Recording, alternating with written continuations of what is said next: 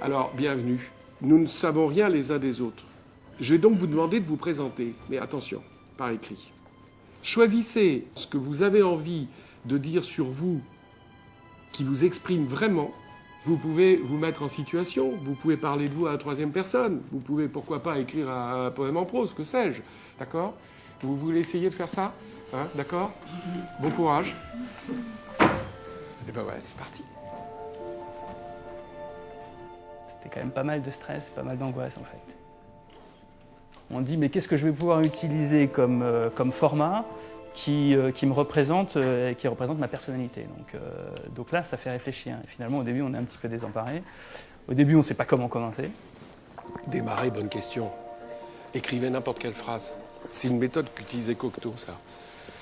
Jean Cocteau disait, quand il commençait un manuscrit, il disait que la première phrase qu'il écrivait, c'était toujours « Soudain, la pendule du salon sonna 3 heures ».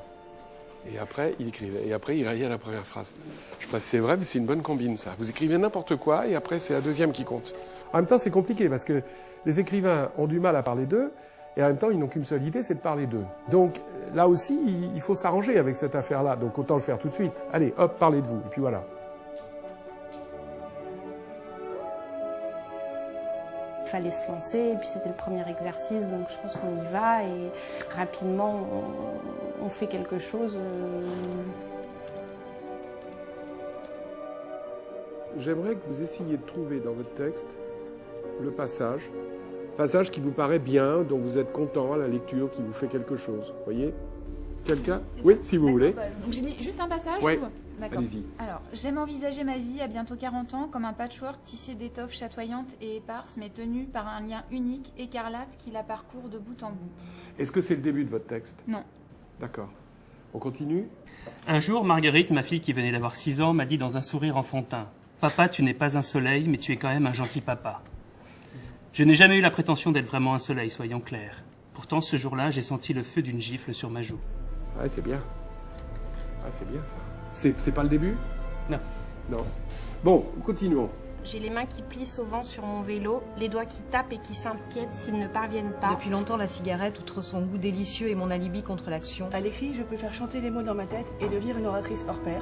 Je peux être qui je veux, quand Désolée, hein, mais j'ai dû les écouter. Choisir un vrai métier. J'ai fini par être certaine que les gens se méfient d'une Juliette, d'une fille qui pourrait mourir par amour. D'accord. C'est le début? Non. Pourquoi je vous demande de lire? Parce que 9 fois sur 10, le passage qu'on choisit dans ces cas-là, ça devrait être le début. Retenez ça. Vous écrivez un texte, vous pensez qu'il y a un début, vous pensez qu'il y a une suite, et vous pensez qu'il y a une fin. Puis d'un seul coup, vous relisez, et vous voyez que le début, c'est pas celui que vous imaginez. C'est celui qui vous saute aux yeux. Ça peut être le début, mais c'est pas forcément le début. On n'aura pas besoin de votre vrai début. Le début, c'est ce que vous avez lu. Parce que c'est ce qui vous paraît le plus fort, c'est ce qui nous fait rentrer tout de suite dans le truc. Premier choc, en fait. Et c'est là que j'ai compris qu'en fait, il allait se passer plus de choses que ce à quoi je m'attendais.